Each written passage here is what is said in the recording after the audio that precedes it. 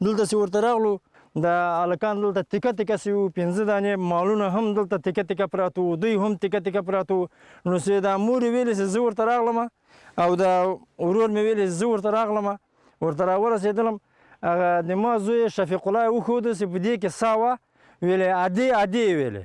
نو بیا ویلې راغلم د خپل بچي ته راغلم، د خپل بچی مې سې راجګ کړ چې په دې کې هم سا وه، خو په دې مخ خو په دې سر لګېدلی و، بیخي غږېدلی نه څه غږېدلی نه څه. دا مور یې راغله ویلې ما راواخېسته، دا د بچي سر مې په غېږ کې کېښوده او ادې ادې دغه یو وار یې سترګې راته رڼې کړې او بس جاتې لاړه. بس نور ځان یې په حق وسپاره، ځان یې په حق وسپاره چې دلته هم کتله ویلې دا کالي مالي یې درست سوي وو، دا پښه یې هلته لرې پرته وه، دا خلکو راټوله کړه، څادرونه داسې ورته هوار کړي وو، دا څادرو کې دا غوښې ورسره راټولې کړې وې.